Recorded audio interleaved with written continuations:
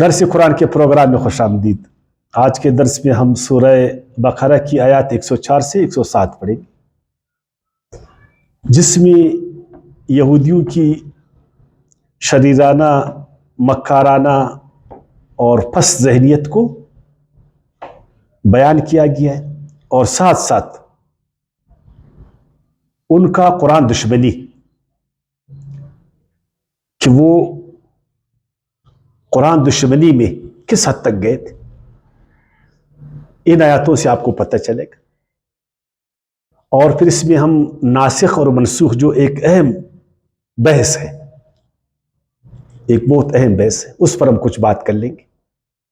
تو پہلے میں آیاتوں کو پڑھوں گا عام ترجمے کے ساتھ، پھر عام تفسیر کریں گے، پھر اس کے بعد ہم کچھ تحقیق کر لیں گے۔ توجہ فرمائیں۔ اعوذ باللہ من الشیطان الرجیم، بسم اللہ الرحمن الرحیم۔ یا ایھا الذین آمنوا، اے لوگو جو ایمان لائے ہو، لا تقولوا راعنا، راعنا مت کہا کرو، وقولوا انظرنا، اور انظرنا کہا کرو، واسمعوا اور سنا کرو، وللکافرین عذاب علیم، اور کافروں کے لیے دردناک عذاب ہے۔ جب یہ لوگ آپ صلی اللہ علیہ وسلم کی مجلس میں آتے تھے، دل سے تو وہ مومن نہیں تھے، بظاہر اپنے آپ کو مومن بنایا تھا، تو ان کو قرآن کے ساتھ تو دشمنی تھی، اور ساتھ ساتھ وہ صاحب قرآن کے ساتھ بھی دشمنی کرتے تھے۔ اپنے آپ کو بڑا مہذب یہ کہتے تھے، لیکن تہذیب میں، تہذیب کے لباس میں اندر سے یہ بد تہذیبی کرتے تھے، الفاظ کو غلط معنی پہناتے تھے، اس طرح کے الفاظ کہ اس سے نعوذ باللہ آپ صلی اللہ علیہ وسلم کی حقارت ہو، آپ صلی اللہ علیہ وسلم کا ادب اور احترام وہ نہیں کرتے تھے۔ حالانکہ تہذیب کا حصہ ہے کہ آپ نے بڑوں کا ادب کرنا ہے، نہ صرف بڑوں کا بلکہ ہر انسان پر لازم ہے کہ وہ انسانوں کا احترام کرے۔ ایک مہذب انسان، ایک مؤدب انسان، وہ ہمیشہ انسانوں کا ادب کرے گا، احترام کرے گا۔ اس کی زبان سے آپ بے ادبی کی بات نہیں سنو گے۔ وہ اگر اعتراض بھی کرے گا، تنقید بھی کرے گا، اختلاف بھی کرے گا، تو تہذیب کے دائرے میں کرے گا۔ اپنے آپ کو یہ لکھے پڑھے کہتے تھے کہ ہم تو لکھے پڑھے لوگ، اور عرب کے لوگ وہ تو ان پڑھ ہے، ہم صاحب کتاب ہے، ہمارے پاس تورات ہے، ہم انبیاء کرام کے وارث ہیں۔ لیکن یہاں حالت ایسی ہے کہ ایک شخص جو اللہ کا رسول ہے، وہ نبی ہے، اور سیرت اور اخلاق میں سب گواہ ہے کہ وہ اعلیٰ اخلاق کے مالک، اس کی شرافت، لیکن یہ لوگ اس تہذیب کے دائرے میں آ کر ایسی ایسی باتیں کرتے تھے، اور الفاظ کو قصداً صحیح الفاظ کو غلط معنی پہناتے تھے، صحیح الفاظ کو پھیر دیتے تھے۔ مثلا راعنا، اس کا یہ مطلب تھا کہ ہماری طرف توجہ فرمائے، راعنا ہماری طرف دیکھیے، یہ اس کو راعینا کہتے تھے قصداً، ہے ہمارے چرواہے، نعوذ باللہ من ذالک، ہے ہمارے چرواہے، اور اس طرح کچھ اور بھی الفاظ کو، وہ نہیں قرآن مجید میں ہم لوگوں نے پہلے پڑھا یحرفون الکلم عن مواضعہ، یہ تہذیب کے دائرے میں ہمیشہ الفاظ کو غلط معنی پہناتے تھے، اور اس سے بڑا نقصان ہوتا۔ میں نے اس دن بھی آپ کو کہا، سقراط ہمیشہ اپنے شاگردوں سے کہا کرتے تھے کہ الفاظ کو آپ نے الفاظ میں تعریف نہیں کرنا، کیونکہ الفاظ علامات ہے، الفاظ ہی سے آپ معنی کی طرف جائیں گے۔ اگر آپ الفاظ کو غلط پیش نہیں کریں گے، غلط پیش کریں گے صحیح معنی میں، مثلا ہمارے ہاں ایک لفظ ہے جمہوریت، ڈیموکریسی، اگر اس اصطلاح کو ہم غلط معنی پہنائیں گے تو ہمارے جو آئندہ والا نسل ہے وہ کیا سمجھے گا؟ ہمارے یہاں ایک اصطلاح ہے لبرلزم، اگر اس کو ہم نام دیں گے مادر پدر آزادی کا، لبرلزم کا یہ معنی کہ مادر پدر آزادی، کتنا بڑا نقصان ہے۔ اور ایسے کئی اصطلاحات، قرآن نے بہت ساری اصطلاحات استعمال کی، سنت میں آپ دیکھیں گے بہت ساری اصطلاحات، اور اگر آپ اس کو غلط معنی دیں گے، اس میں آپ تحریف کریں گے، یعنی میں کچھ کہہ رہا ہوں آپ اس کو دوسرا معنی دے رہے، قائل کچھ کہہ رہا ہے اور سامع جو اس کو کچھ اور معنی دیتے، کتنا بڑا نقصان ہوتا ہے۔ یار اس دن میں نے مولوی صاحب کو سنا اور وہ اس طرح کہہ رہے تھے، حالانکہ میرا مقصد ایسا نہیں تھا۔ اور ہم بھی ناموں میں تحریف، کسی نے اپنے بیٹے کا نام رکھا عبد الرشید، بہت پیارا نام ہے نا، ہم کیا کرتے اس کو رشیدے بولتے، ہم اس کو شیدہ بولتے، شیدے بولتے اس کو، یہ کیا ہے؟ اس کی تحقیر ہم کرتے، یہ اس کی تحقیر کرتے، حالانکہ اس کا نام عبد الرشید تھا۔ رائنا بہت خوبصورت لفظ ہے، لیکن اس لفظ کو وہ اس طرح استعمال کرتے تھے، اس طرح پھیر دیتے تھے کہ اس میں حقارت کا معنی آ جاتا تھا۔ اتنا بھی ان کو لحاظ نہیں تھا، اتنا بھی لحاظ تھا کہ اللہ کا رسول اور صاحب قرآن جو ہماری کتابوں کا مصدق ہے، جتنے ہمارے نبی ہیں وہ ان کا مصدق ہے، وہ صاحب توحید ہے، لیکن ان کو پاسلیت۔ اور آج بھی اسی طرح صورتحال ہے، ہر ایک دوسرے کے الفاظ کو غلط معنی پہناتا ہے، اور آج بھی یہ ہے کہ ہم الفاظ کے اندر دائرے میں رہ کر لوگوں کی جو ہے نا تحقیر ہم کرتے، ایسے الفاظوں کا چناؤ کرتے، اور ہمارے جو معذرت کے ساتھ جو ہمارے ادیب لوگ ہیں، جو بڑے بڑے ادیب ہیں، بڑے بڑے رائٹر ہیں، بڑے بڑے کالم نگار ہیں، بڑے بڑے اینکرز ہیں، میڈیا ان کے ہاتھ میں، آپ دیکھیں کہ وہ اس کے اندر کس طرح پھنس کے نشتر جو ہے نا چباتے۔ دیکھا آپ لوگوں نے اپنے کالم میں جو دوسرے کو حقیر بناتا ہے ایسے خوبصورتی انداز میں، کبھی کبھی آدمی کو غصہ آ جاتا ہے، یار اگر تم نے کچھ پیسے لیے، اگر تم نے اپنا ضمیر بیچا، کم سے کم ایسا تو نہیں کرو جس سے دوسرے انسانوں کو تکلیف پہنچے۔ ہر آدمی کے ساتھ بہت سارے لوگوں کی وابستگی ہے، ہر نبی کے ساتھ کتنے لوگوں کی وابستگی، مثلا حضرت عیسیٰ علیہ السلام کے ساتھ ہم سارے مسلمان، ساری عیسائی دنیا، 3.5 ارب سے زیادہ لوگ ان کی وابستگی، اور اگر اللہ نہ کرے ایک آدمی تہذیب کے دائرے میں وہ حضرت عیسیٰ علیہ السلام پر طنز کرے تو 3.5 ارب انسانوں کا دل دکھے گا نہیں دکھے گا؟ اس نے تو اپنے بات کہہ دی۔ آپ صلی اللہ علیہ وسلم اس وقت 1.80 ارب لوگ اس سے وابستہ ہیں دل اور جان سے، اگر آپ اس کا احترام نہیں کریں گے تو 3.5 یعنی 1.80 ارب انسانوں کو آپ احترام نہیں دے رہے، اور وہ بھی تہذیب کے دائرے میں کہ میں تو بڑا مہذب ہوں، میں بڑا مہذب، میں بڑا متمدن ہوں، یہ تو آزادی کی صدی ہے، یہ تو 21ویں صدی ہے، مجھے حق ہے میں جو بولوں۔ تو تہذیب کی دائرے میں آپ انسانوں کا احترام نہیں کرتے، آپ کیوں الفاظ کو غلط معنی پہناتے، آپ ایک غلط بات کو کیوں ایک اچھے انسان کی طرف منسوب کرتے؟ میں نے اللہ نہ کرے کسی اچھے انسان کے خلاف کچھ باتیں منسوب کی، میری باتوں کو لے کر آپ کو کیا حق پہنچتا ہے کہ میری غلط بات کو آپ بھی منسوب کریں؟ فرض کریں ایک بڑے عالم دین نے، مسلمان نے، ایک بہت بڑی کتاب میں ایک غلط بات آپ صلی اللہ علیہ وسلم کی طرف منسوب کیا، ایک بہت بڑے عالم دین، میری بات کو سمجھ رہے ہیں، ایک بہت بڑے عالم دین نے ایک بہت بڑی کتاب میں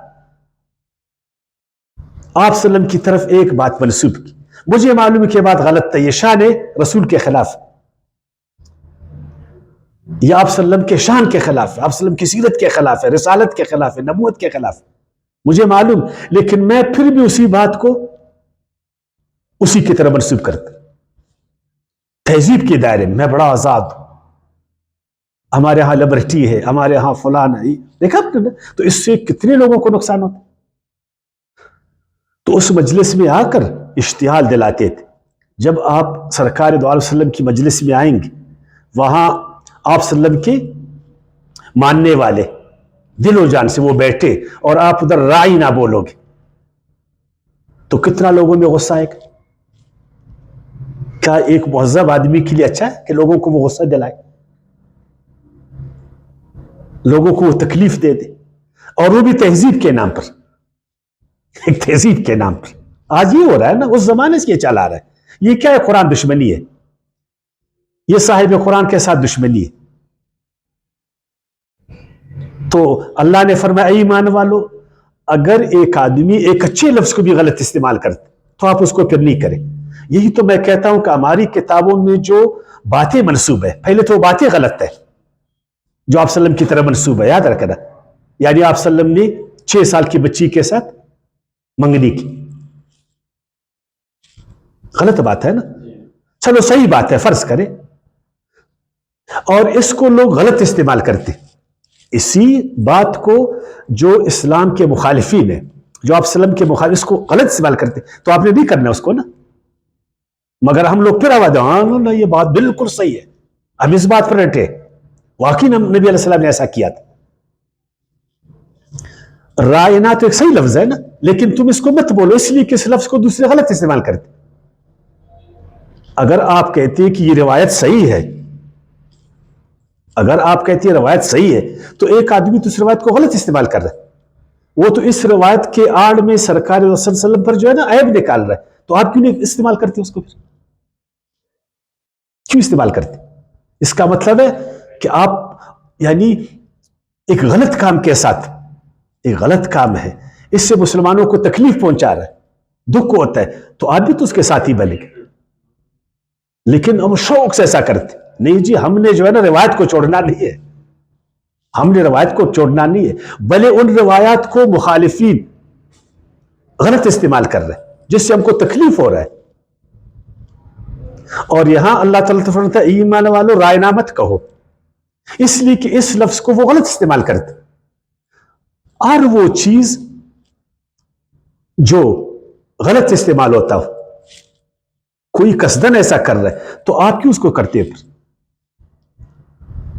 آپ ماشاءاللہ سب لکھے پڑھے لوگ، کتنی روایات ہماری کتابوں میں جو آپ صلی اللہ علیہ وسلم کے خلاف جاتے، آپ صلی اللہ علیہ وسلم کی سیرت کے خلاف جاتے، آپ صلی اللہ علیہ وسلم کے شان کے خلاف جاتے۔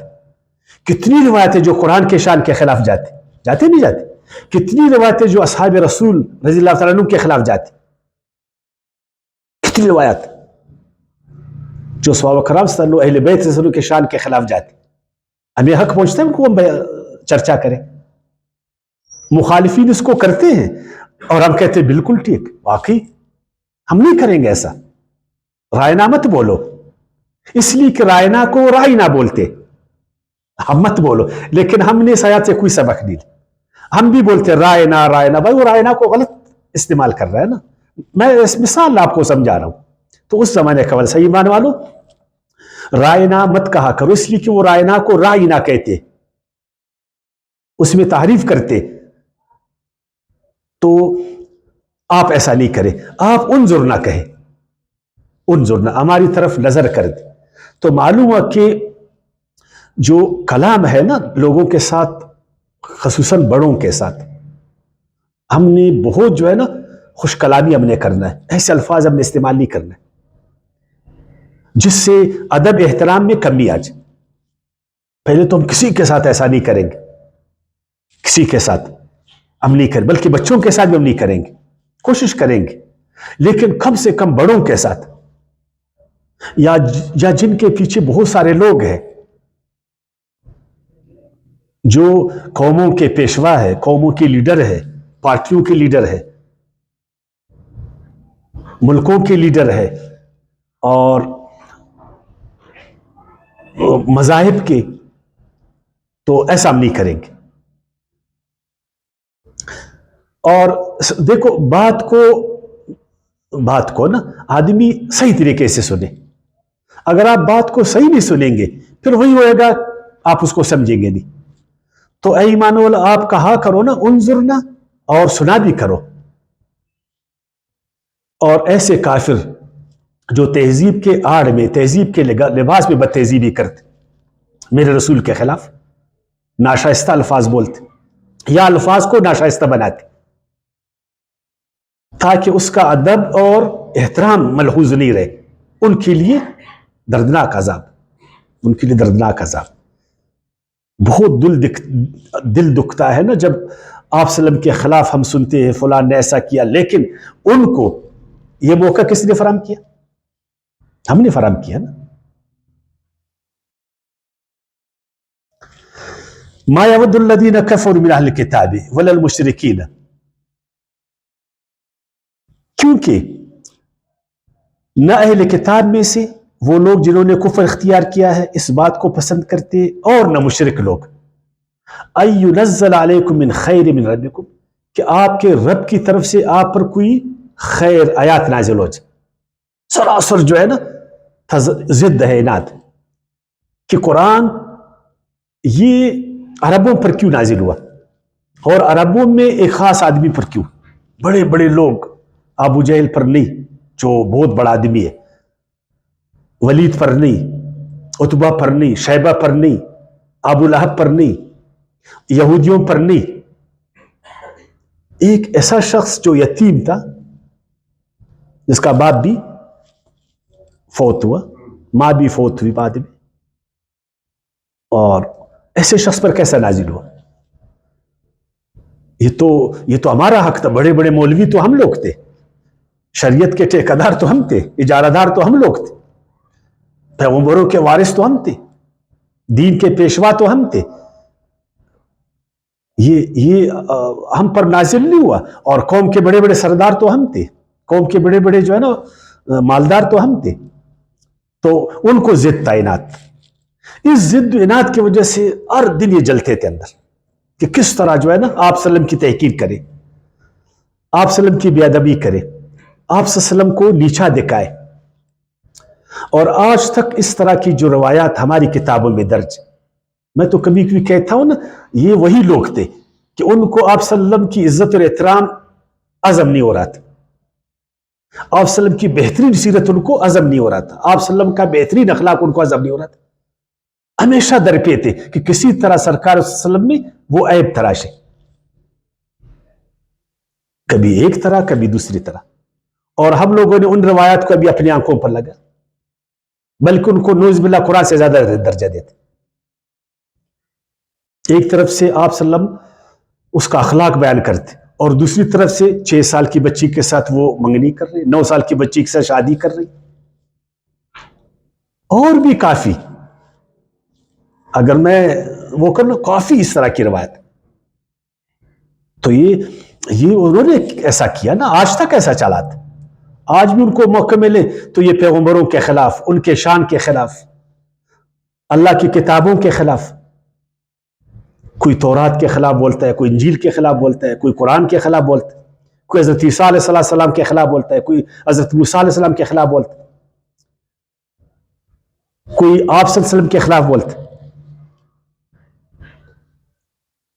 واللہ یختص برحمتہ من یشاء، یہ تو اللہ تعالیٰ جس کو اپنی رحمت کے لیے خاص کرے، اپنی رحمت کے ساتھ خاص کرے. تو جو اللہ کا سلیکشن ہے، اللہ جو حکیم ہے، وہ جو علیم ہے،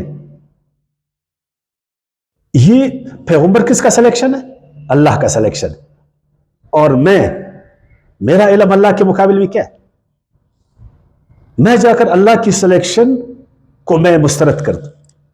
کیوں جی یہ قرآن حضرت محمد صلی اللہ علیہ وسلم پر نازل ہوا، یہ دوسرے پر کیوں نہیں ہوا؟ کلام اللہ کا ہے، کتاب اللہ علیم ہے، اللہ جو ہے نا بہترین صفات سے متصف، آپ اس پر اعتراض کرتے. تو بدتہذیب آدمی ایسا کرے گا، یہ تو ضدی اور ایک فسادی آدمی ایسا کرے گا جس کا سوچ جو ہے نا فسادی ہے. واللہ ذو الفضل العظیم، اور اللہ بڑا فضل والا ہے. صرف حضرت محمد صلی اللہ علیہ وسلم کو اس نے نبی نہیں بنایا، اس نے تو آدم علیہ السلام سے لے کر آپ صلی اللہ علیہ وسلم تک کتنے قوموں میں اللہ تعالی رسول بھیجے. کس قوم کو اللہ پاک نے اس فضل سے معروم کیا بتاؤ؟ کوئی ایسی قوم ہے جدھر اللہ پاک نے اس فضل کو نازل نہیں کی؟ ہر قوم کی اللہ تعالیٰ نے رسول نبی. ہر وقت. پھر آخری بار آپ صلی اللہ علیہ وسلم کو اللہ تعالیٰ نے مبعوث فرمایا. تو اللہ تو صاحب فضل ہے، لیکن اس فضل کا تم لوگوں نے قدر نہیں کیا. کیا تورات ایک نورانی کتاب نہیں ہے؟ اس میں ہدایت نہیں تھی؟ وہ اللہ کی کتاب نہیں تھی؟ اس کے ساتھ تم نے کیا کیا؟ حضرت موسیٰ علیہ السلام ایسا ذی القدر پیغمبر، ان کے ساتھ تمہارا کیا رویت؟ حضرت عیسیٰ علیہ السلام ایسا ذی القدر پیغمبر، اس کے ساتھ تمہارا کیا رویت؟ اب ان کو خار ہے نا، ان کو خار کیا ہے کہ ہمارے نبیوں کے ساتھ اللہ تعالیٰ نے جو آیاتیں ہمارے نبی کو اللہ تعالیٰ نے ہمارے نبیوں کو دیا، ان سے ہٹ کر کیوں جو ہے نا آپ وسلم کو دیا. اس آیات کو وہ ناسخ منسوخ بھی لیتے. ایک دفعہ میں ترجمہ کروں گا، پھر 10 منٹ اس کی تشریح کریں گے. آپ لوگوں نے سنا ہوگا نا، آپ لوگوں نے یہ سنا ہوگا کہ قرآن مجید کی بہت ساری آیتیں منسوخ ہیں. سنا ہے نا؟ 700 بعض لوگ کہتے، 500 بعض لوگ کہتے، 316 بعض لوگ کہتے. پھر یہ آ کر جو ہے نا پھر 25 پر، پھر 20 پر، پھر حضرت شاہ ولی اللہ صاحب رحمۃ اللہ علیہ جو ہے نا اس کو 5 پر کر دیتے. یہ تو آپ لوگوں نے سنا نا. اچھا قرآن کو کس نے منسوخ کیا؟ خود قرآن نے اس کو منسوخ کیا. قرآن کے آیتوں نے، اچھا جو منسوخ کیا آیتوں کو ابھی تو قرآن میں نہیں ہے نا، کیونکہ منسوخ ہو گئے. نہیں بولتے وہ بھی قرآن میں ہے، قرآن میں موجود ہے لیکن اس کی تلاوت ہے لیکن حکم اس کا منسوخ. چلو بابا ٹھیک ہے، آیات ہے اس کا حکم. اچھا بعض پھر ایسی آیاتیں ہیں نا، بعض آیاتیں نہیں ہے، آیاتیں منسوخ ہے لیکن اس کا حکم موجود. آیاتیں نہیں ہے. مثلا یہ آیت کہ جس شادی شدہ مرد عورت نے زنا کی ان کو سنسار کر دو، رجم کر دو. آیات نہیں ہے قرآن میں لیکن اس کا حکم ہے. یعنی یا تو آیات منسوخ حکم اس کا ہے، یا حکم منسوخ آیات، یا بالکل دونوں منسوخ ہو گئے. وہ تو دونوں منسوخ ہو گئے، حکم بھی آیات بھی. قرآن کو منسوخ کرتا ہے. اور عجیب ہے کہ سنت بھی اس کو منسوخ کرتا ہے. قرآن کو سنت بھی منسوخ کرتا ہے. سنت یعنی آپ کے سامنے اللہ تعالیٰ فرماتے ہیں جب آپ وضو کے لیے جاتے ہیں نا، وضو تو پیروں کو آپ دھو لیا کرو. اور سنت کیا کہتی کہ آپ اس کو مسح بھی کر سکتے. اگر آپ نے موزے پہنے، اس کو کیا کر سکتے ہو؟ آپ مسح بھی کر سکتے. تو وہ کہتے ہیں سنت بھی قرآن کو منسوخ کر سکتے. اور عجیب ہے کہ بعض علماء کہتے ہیں کہ سنت تو ایک مشہور چیز ہے، بہت اس کا بڑا درجہ ہے دین میں، قرآن کے بعد اس کا درجہ ہے نا، ہم بھی کہتے ہیں اس کا بڑا درجہ ہے. پھر خبر مشہور اس حدیث کو کہتے ہیں کہ جس کے راوی 3 سے زیادہ ہو، 9 سے کم، 10 سے کم. اگر ایسی حدیث ہے جو وہ بھی قرآن کو منسوخ کر سکتے. اور اس طرح کے کافی مثالیں پھر آہستہ آہستہ آئیں گے. تو کیا واقعی صحیح ہے؟ یہ عام جو علماء یہی کہتے ہیں، مشہور یہی بات ہے، عام بات. سارے علماء کرام اکثریت بھی سوائے چند ایک وہ کہتے بالکل قرآن مجید کی بہت ساری آیتیں منسوخ، اور قرآن کی بعض آیتوں نے بعض کو منسوخ کیے. اور اسی میں مصلحت ہے، اسی میں حکمت ہے خدا کی. لیکن وہ حکمت ہمیں بتاتی نہیں ہے کہ فلان آیات کو اللہ نے کس حکمت کے تحت منسوخ کی. ہمیں بھی بتاؤ نا.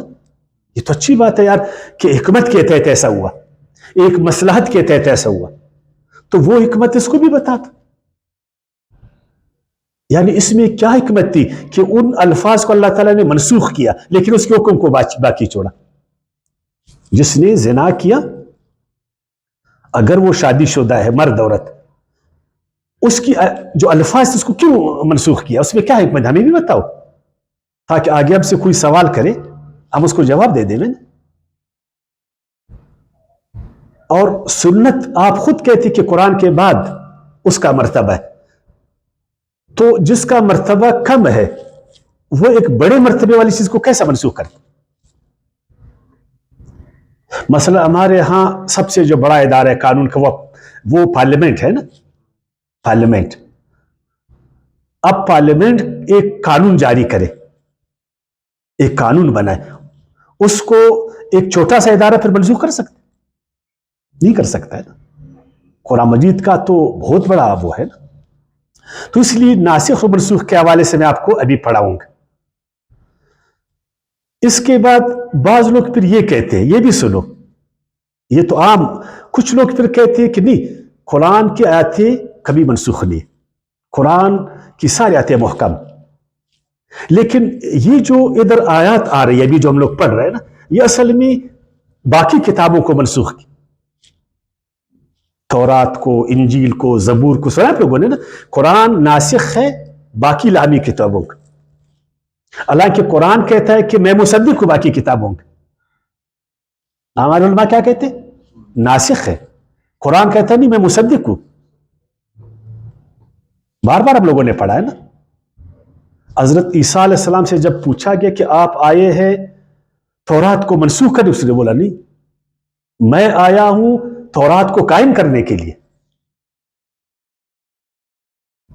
اور آپ سب کو معلوم ہے کہ جتنے نبی آئے ہیں وہ سب اللہ کی طرف سے آئے، تو اللہ نے جو ان کو دین دیا ہے، دین تو ایک حقیقت ہے، حقیقت کبھی بدلتی ہے؟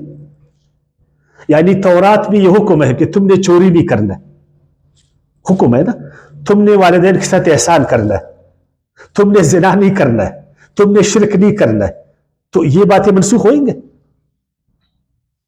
جو 10 احکامات تورات کے، جو 10 مشہور احکامات، اس 10 کو کیسے آپ منسوخ کرو گے؟ ہمسائے کے ساتھ بلائی کرو، اس کو قرآن منسوخ کرے گا؟ اچھا، آپ اس طرح کے انجیل میں بہت ساری وہ ہے آیاتیں، تو اس کے بعد جو علماء جو کہتے ہیں نا قرآن نے قرآن کو منسوخ نہیں کیا، اور سنت قرآن کو منسوخ نہیں کر سکتا، سنت قرآن کو منسوخ نہیں کر سکتی،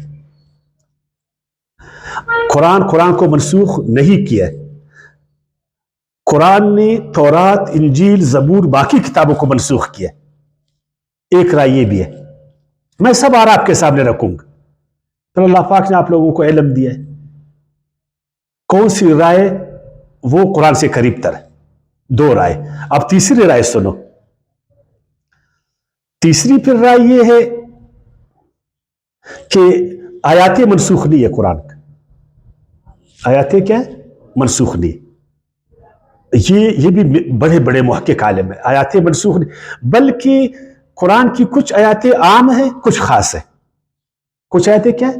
عام ہے، یعنی ایک دفعہ میں کہتا ہوں نکلو یہاں سے، اس کے بعد کہتا ہوں بلوچ خان نہیں نکلے، ٹھیک ہے نا، یہ منسوخ نہیں ہے، تم لوگوں کو نکلنا ہوئے گا، صرف ایک آدمی کو نکلنا نہیں ہوگا۔ جانتے ہو عربی میں عام خاص، ایک ہے مطلق ایبسولوٹ، ایک ہے مقید۔ وہ کہتے ہیں قرآن مجید کی آیاتیں عام ہے، پھر کچھ لوگوں کے لیے وہ خاص ہو جاتے، کچھ لوگوں کے لیے، ایسا نہیں کہ اس نے اس کو منسوخ کیا، اس کو کچھ ریلیف ملا، اس کو کچھ دوسرے کو، مثلا وہ کہتے ہیں نا عام تو یہ کہ آپ نے وضو کرنا ہے نا پانی سے، اور اگر بہت زیادہ وہ ہے پانی نہیں ہے، پھر آپ نے کیا کرنا ہے؟ تیمم کرنا ہے، تو کیا تیمم نے اس کو منسوخ کیا؟ نہیں منسوخ کیا نا، منسوخ نہیں کیا۔ اچھا، اگر آپ بہت دلیر ہے، نڈر ہے، صابر ہے، تو آپ ایک کا 10 پر کافی ہے، اور اگر آپ کم نڈر ہیں پھر 1 کا 2، تو کیا اس نے منسوخ کیا؟ اس کو منسوخ نہیں کیا۔ تو وہ یہ کہتے کہ آپ کو جو لگ رہا ہے کہ یہ منسوخ ہے، نہیں، یہ اصل میں عام خاص ہے اور مطلق مقید ہے، وہ یہ کہتے۔ اور ایک دوسری بھی ایک رائے ہے، سننا، ذرا غور سے سننا، غور سے سننا، کہتے ہیں دیکھیں ایک ماحول ہے، ایک ماحول تھا حضرت آدم علیہ السلام کے زمانے میں، اس زمانے کا ماحول، اس زمانے کے ماحول کے تقاضے کچھ الگ تھے نا، تو اس ماحول کے مطابق اللہ تبارک تعالیٰ نے ان کو شریعت دی، حقیقت نہیں بدلے گا، لیکن جو فروعی معاملات ہوئیں گے وہ ماحول کے پابند ہوئیں گے۔ फिर हजरत नूह अलैहिस्सलाम आए, जमाने में बहुत बड़ा चेंज आए, फिर जमाने के तकाजे बदल गए, उन जमाने के तकाजों के मुताबिक अल्लाह ताला ने उनको अहकाम थे। फिर इब्राहिम अलैहिस्सलाम आए, फिर हजरत मूसा अलैहिस्सलाम आए, फिर हजरत ईसा अलैहिस्सलाम आए, फिर आप सल्लम आए। तो जमाने ने बहुत काया पलटा था, बहुत उसमें आया था, बहुत तरक्की आई थी। तो उसमें अगर एक चीज आपको चेंज नजर आता है, वो चेंज नहीं है, वो जमाने के तकाजे के मुताबिक, वो माहौल के मुताबिक, इसको आप मनसूख नहीं कह सकते। एक राय ये भी है, एक राय ये भी है। अच्छा, एक और राय है, लेकिन पहले मैं तर्जमा करूंगा, फिर उस राय को बता दूंगा। ये आयत 106 है सूरह बकरा की, मा ननसख मिन आयातिन, मा ननसख मिन आयातिन, नहीं मनसूख करते हम, या जो मनसूख करते हम, जो मनसूख करते हम, दोनों तर्जमे हैं। मा ननसख, जो मनसूख करते हम, मिन आयातिन, से आयात के, आयात में से जो हम मनसूख करते हैं, औ नुनसहा, या छोड़ते हैं उसको, फरामोश करते उसको, नजरअंदाज करते उसको, बुला देते उसको, नाते तो हम लाते हैं, बिखैर मिनहा, उससे बेहतर, बिखैर मिनहा, उससे बेहतर, औ मिसलिहा, या उस जैसी, अलम तालम अन्नल्लाह अला कुल्लि शैइन कदीर, क्या आप नहीं जानते कि अल्लाह ताला हर चीज पर कादिर है। अगर इसका तर्जमा हम ये करें कि हम ही ने वजू की आयत को नाजिल की और हम ही ने उसको तयम्मुम से मनसूख किया, तो ये तो इतनी बड़ी बात नहीं। इधर है इन्नल्लाह अला कुल्लि शैइन कदीर, अल्लाह हर चीज पर कादिर है। अब आप सबसे पहले अगर हमसे कोई पूछे मनसूख का लफ्जी मानी क्या है, इसके उलमा ने 3 मानी बताए। मशहूर मानी उन्होंने बताया कि मनसूख का मतलब एक चीज कैंसिल होना, एक हुक्म दूसरे को कैंसिल करे, एक आयत दूसरे को कैंसिल करे, है ना। एक मनसूख का, नसख का एक मतलब है कॉपी करना, लेकिन नुस्खा, हम किताबों को नुस्खा भी कहते हैं ना, इसका तर्जमा क्या है, कॉपी करना एक चीज को। ये भी कुरान मजीद में है, एक चीज को कॉपी करना, एक चीज को कैंसिल करना, एक चीज को कॉपी करना। ये जब आप एक चीज को कॉपी करते हैं ना, फिर वो जो पहले आपने उससे लिखा है उसको छोड़ देते हो ना। देखो, आपने इसीलिए कॉपी किया, एक तो असल से आपने कॉपी किया। आजकल जो है, पिछले जमाने में जब एक किताब पुरानी हो जाती थी, फिर उससे अपनी कॉपी करते थे, उसको फिर छोड़ देते थे, उसको छोड़ देते, फिर इसको ये पढ़ते थे। कॉपी करना एक इसका मानी है, एक चीज में तखसीस करना, यानी एक आयत एक तरह वो क्या ना, आप उसमें एक तखसीस करते, एक चेंज लाते, आप उसमें क्या लाते, उसमें चेंज लाते, जिसको तब्दीली आप कहते, इसमें चेंज लाना। और आपको मालूम है तब्दीली जुज़ी भी हो सकते हैं, कुली भी हो सकते। यानी एक वर्जन है को वो है, मोबाइल है मेरे साथ, अब उसमें जो वो तब्दीली लाते, तनसीख करते, तो मुकम्मल उसको नहीं करते, उसमें कुछ चेंज लाते, ये मनसूख का बुनियादी मानी। लेकिन अगर एक बात आप देखें ना, इधर आया मा ननसख मिन आयातिन, जो अब मनसूख करती है कोई आयत, इधर तौरात का नाम है कि मैं तौरात को मनसूख करता हूं, यह है कि मैंने इंजील को मनसूख किया, इधर तो आयत को मैंने, आयत में से मैं कोई आयत मनसूख करता हूं। अब किस आयत को अल्लाह ताला ने मनसूख किया है, कुरान में किधर यह है दर्ज इसका? एक जगह मुझे कोई कुरान में बोले ना कि कुरान कहे कि मैंने फलान आयत को मनसूख किया, एक सही हदीस, अगरचे रवायत बहुत ज्यादा है कि फलान आयत मनसूख है, फलान मनसूख है, फलान मनसूख है, फलान मनसूख है ना, लेकिन अगर उसको आप सनद के हवाले से भी ले लें तो बड़ा मसला है। अब अगर आपसे कोई पूछे आयत क्या है, आयत का मानी क्या है? निशानी, शाबाश, निशानी और दलील, लॉजिक, लॉजिक, दलील, दलील ना। कुरान की आयतों को क्यों आयत कहा जाता है? ये दलील है, ये दलील है तौहीद पर, ये दलील है अल्लाह के कलाम होने पर। आयत का मतलब है अलामत, जिससे आप एक चीज को पहचाने, दलील, लॉजिक, निशानी। तो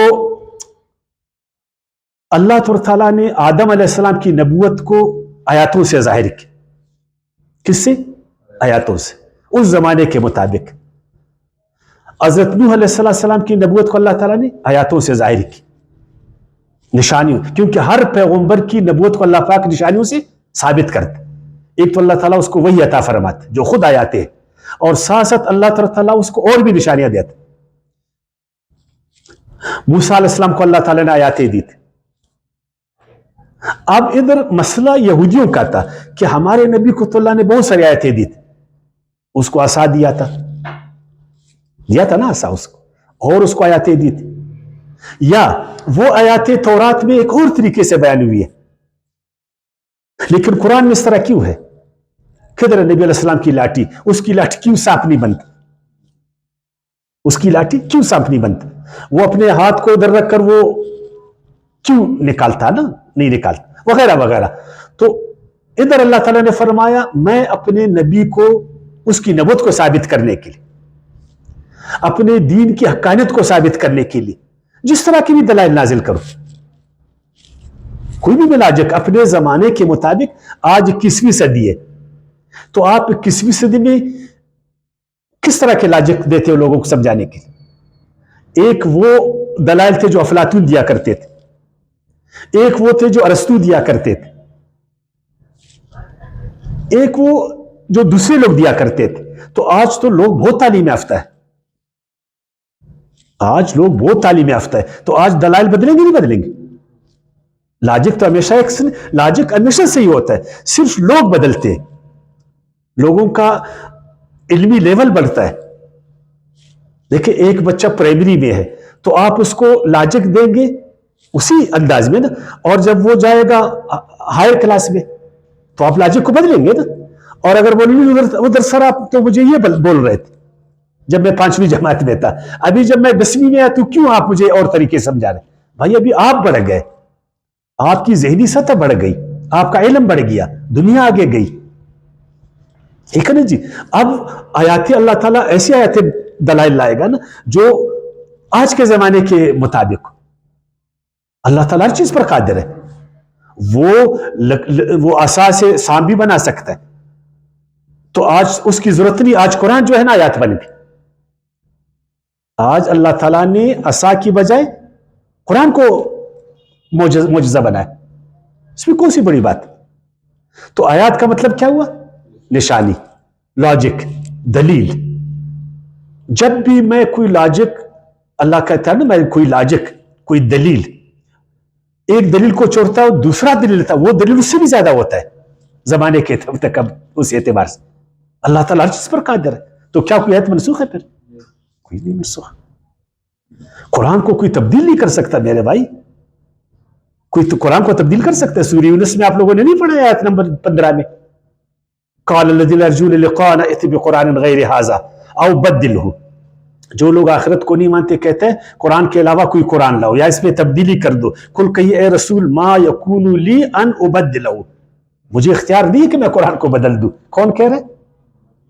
کون اسے کہلوا رہے؟ اللہ. اللہ اپنے رسول سے کہلوا رہے اے رسول کو کہ مجھے اختیار نہیں ہے قرآن کو بدل دوں. لیکن ہم سنت سے بھی قرآن کو بدل دیتے, حدیث سے بھی قرآن کو بدل دیتے, خبر مشہور سے بھی اس کو بدل دیتے, میری تفسیر بھی اس کو بدلتے دیتا ہے, وغیرہ وغیرہ. تو پھر تو سوالات اٹھیں گے نا کہ یار یہ کیسا, یعنی ایسی بھی روایت ہے شام کو ایک آیات نازل ہوا, صبح وہ کینسل ہوگی.